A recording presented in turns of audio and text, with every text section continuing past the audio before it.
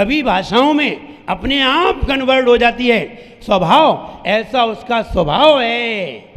परिणाम गुण ही प्रयोज्या, ऐसा आपकी दिव्य ध्वनि में गुण है। ऐसा दिव्य ध्वनि में गुण है, जिस आदमी को, जिस व्यक्ति को, जिस जानवर को, जिस भाषा से प्रयोजन होता है, आपकी दिव्य ध्वनि उसी भाषा में कन्वर्ट हो जाती है। गाय अपनी भाषा में समझती है, सांप अपनी भाषा में समझता है, शेर अपनी भाषा में समझता है, मानव अपनी भाषा में समझता है, देव अपनी भाषा में समझते हैं, मनुष्य मुनि अपनी भाषा में समझते हैं। जिसको जिस भाषा का ज्ञान है उसे उसी भाषा में वो सुनाई देती है। जिसको जिस भाषा में ज्ञान है, आप कन्याकुमारी स्वामी विवेकानंद स्मारक बहुत बड़ा बना हुआ है समुद्र में, उसमें एक भाषा में बोला जाता है, एक भाषा में बोला जाता है, और 14 खंड बने हुए हैं, 14 रूम बने हुए हैं। आपको जिस भाषा में सुनना हो उसी रूम में जाकर के बैठिए, आपको उसी भाषा में सुनाई देगा। 14 प्रकार की भाषा एक भाषा में बोला जाता है, 14 भाषा में सुनाई देता है। अरे कन्याकुमारी और विवेकानंद स्मारक की बात छोड़ो, विधानसभा में और संसद में सभी भाषाओं के कन्वर्टर लगे हुए हैं। वहाँ सभी भाषाओं के कन्वर्टर लगे हुए हैं। कोई अंग्रेजी में सुनना चाहता है और मान लीजिए प्रधानमंत्री हिंदी में बोल रहा है, वो व्यक्ति अपने यहाँ का बटन दबाएगा, हेडफोन लगाएगा, आराम से सुनेगा। देखिए, संसद में ये व्यवस्था है, विधानसभा में ये व्यवस्था है। हेडफोन लगाते हैं अपना, और हेडफोन लगाया, बटन दबाया, कौन सी भाषा में सुनना है, जो भाषा में सुनना है, बटन लगे हुए हैं। उनकी टेबल पर बटन लगे हुए हैं, बटन दबाते हैं। हिंदी में सुनना है, सामने वाला अंग्रेजी में बोल रहा है, नहीं समझ में आता है, फौरन बटन दबाते हैं, हिंदी वाला हिंदी में सुनो। ये तो संसद में व्यवस्था है, जो हम अपने मोबाइल में चाहे जब देख सकते हैं। विवेकानंद स्मारक शायद देख पाए, नहीं देख पाए, लेकिन ये तो चाहे जब देख सकते हैं।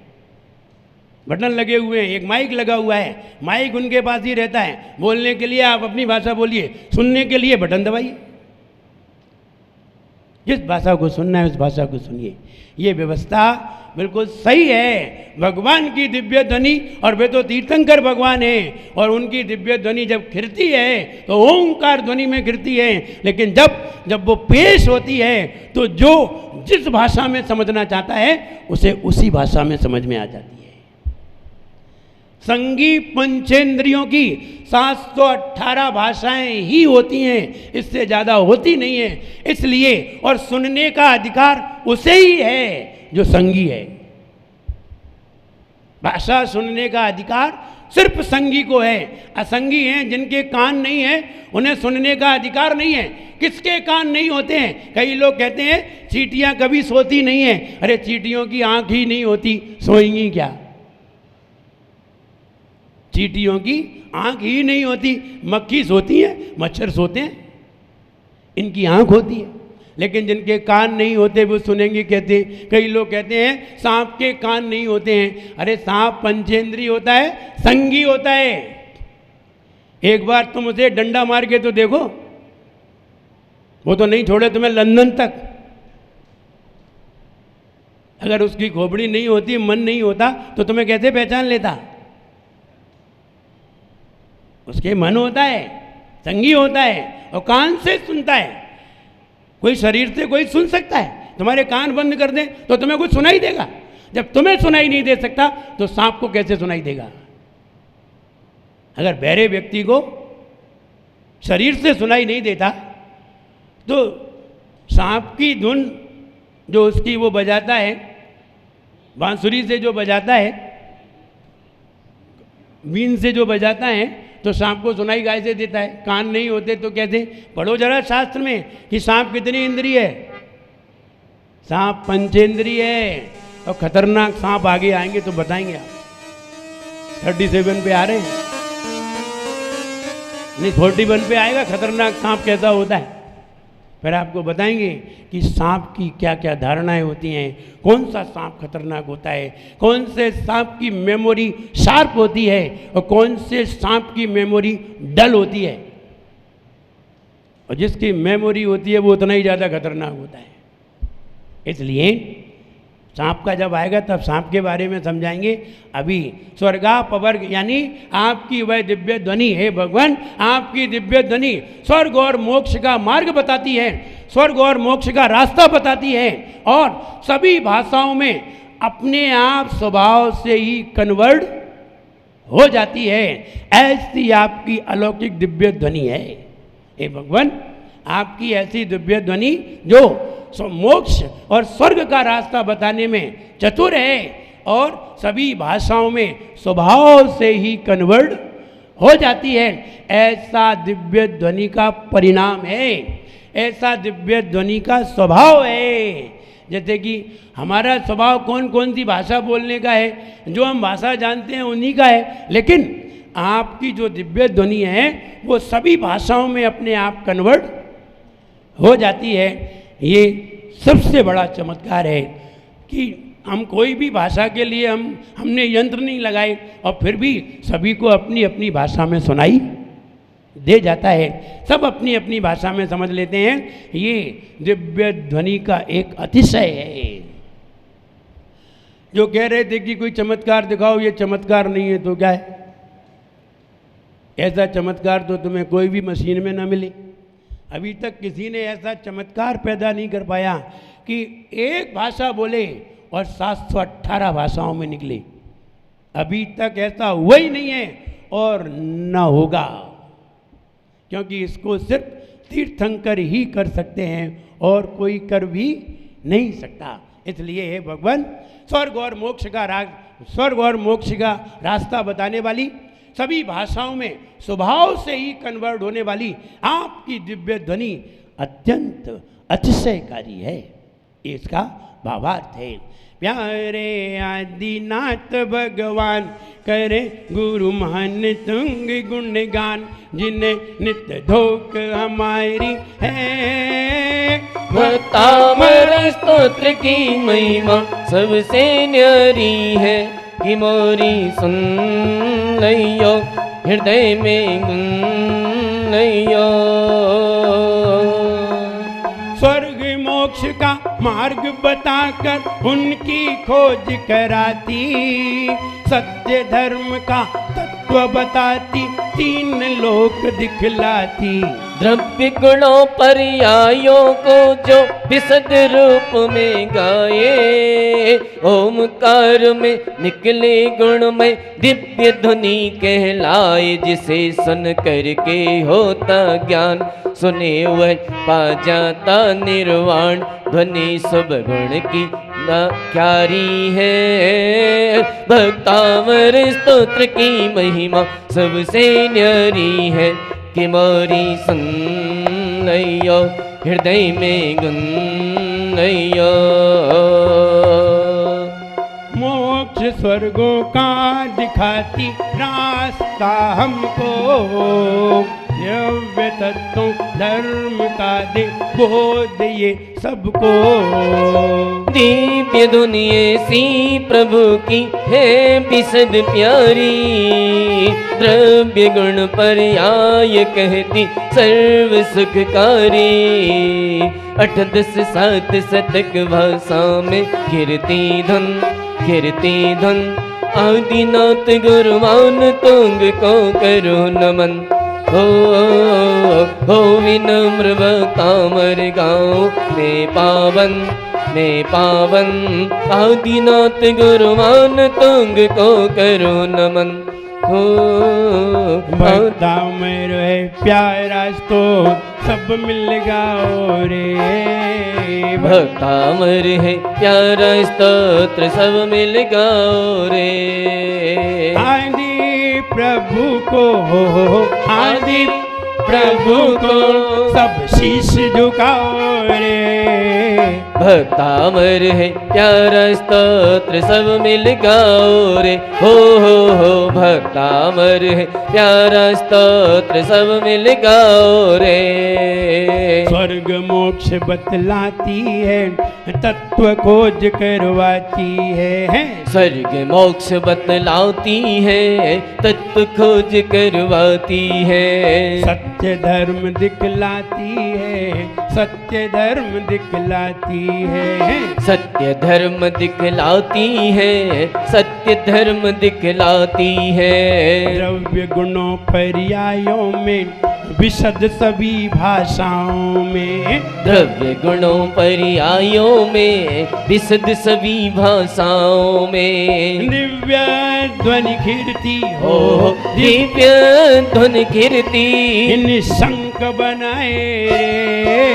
भक्ता अमर है प्यारा स्तोत्र सब मिल गाओ रे। हो जीवन है पानी की बूंद कब मिट जाए रे।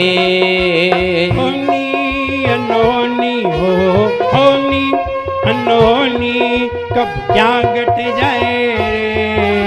जीवन है पानी की बूंद कब मिट जाए रे। हो जीवन है पानी की बूंद कब मिट जाए रे।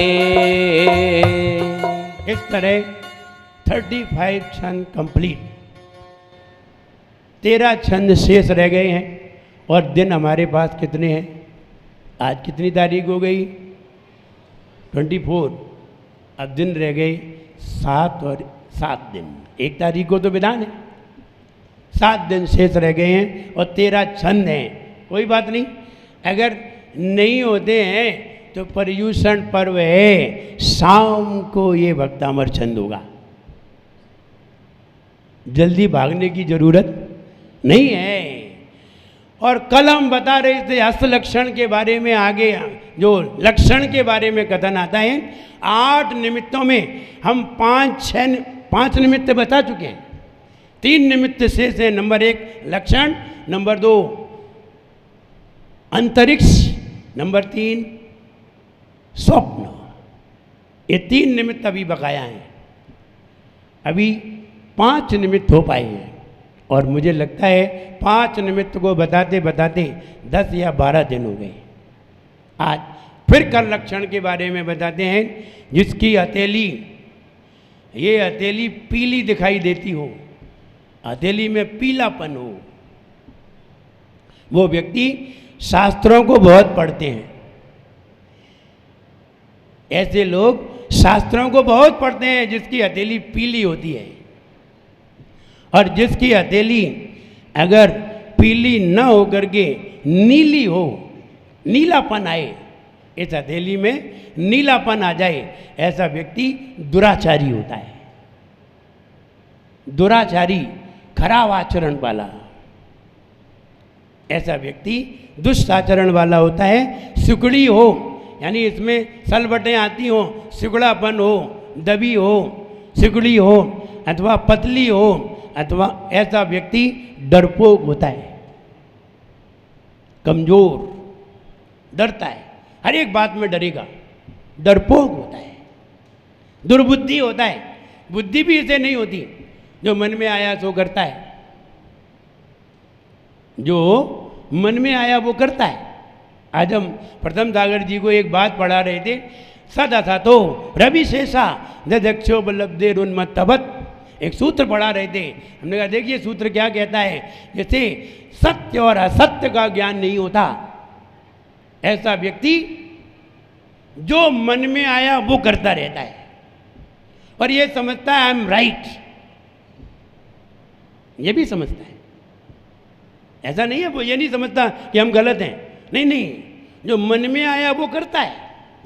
सत्य असत्य की विशेषता जानता नहीं है, फिर भी जो मन में आया सो करता है। आचार्य महाराज कहते हैं ऐसे व्यक्ति को ही पागल कहते हैं। उस व्यक्ति को उन्मत्तवत, उन्मत्त माने पागल, ऐसे व्यक्ति को ही पागल समझना चाहिए। आप लोग तो ठीक है, नहीं नहीं, आप लोग तो ठीक है, हम आपकी बात थोड़ी कर रहे हैं, हम तो वो बात बता रहे हैं सत्य असत्य का ज्ञान नहीं है और जो मन में आया वो कर लिया। ये तो बताओ, तुमने शादी की थी तो तुम्हें मालूम था कि सत्य क्या है और असत्य क्या है? बताओ बताओ, जल्दी बताओ। शादी तो सबने ही की है, शादी तो सबने ही की है। तुम्हें सत्य सत्य का ज्ञान था कि नहीं? जो मन में आया सो कर लिया। हमारे जो मन में आया और हमें जो सही लगा सो हमने कर लिया। अब तो समझ में आ रहा है, वो अब समझ में तो आ रहा है, लेकिन अब ठीक है। तो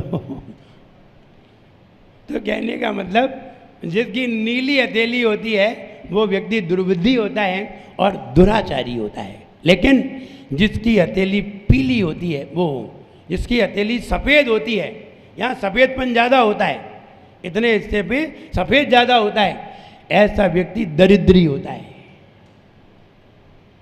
दरिद्री किसे कहते हैं? दरिद्री उसे कहते हैं जिसके पास खाने को भी कुछ नहीं है और जो भगवान के पास आता है तो एक मुट्ठी चावल भी उसे चढ़ाने के लिए नहीं है, उसे दरिद्री कहते हैं। ऐसा व्यक्ति दरिद्री होता है जिसकी हथेली सफ़ेद हो और जिसकी हथेली गुलाबी हो। जिसकी हथेली गुलाबी हो वो व्यक्ति बुद्धिमान होता है, होशियार होता है और धन वैभव उसके पास होता है। ये हथेली लाल और गुलाबी होनी चाहिए। जिसकी गुलाबी है उसके पास धन पर्याप्त मात्रा में रहेगा, कभी भी वो परेशान नहीं होगा। कभी कभी उंगलियों को देख करके पता करते हैं, उंगलियां लंबी हो, उंगलियां नुकीली हो, उंगलियां गुलाबी रंग की हो, व्यक्ति के पास धन खूब होता है, खूब धन रहता है। किसी की उंगलियां मोटी हैं, ये उंगलियां मोटी हैं, मोटी ज़्यादा हैं। ध्यान रहे, हाथ के हिसाब से अपने आप पता चलता है कि कौन सी उंगली लंबी है कौन सी पतली है, क्योंकि जैसा हाथ होता है वैसा ही समझ में आ जाता है कि इसका साइज क्या होना चाहिए। किसी की उंगली मोटी है, ऐसा व्यक्ति जिसकी उंगली मोटी जो ज़्यादा होती हैं, ऐसे व्यक्ति नौकरी करते हैं।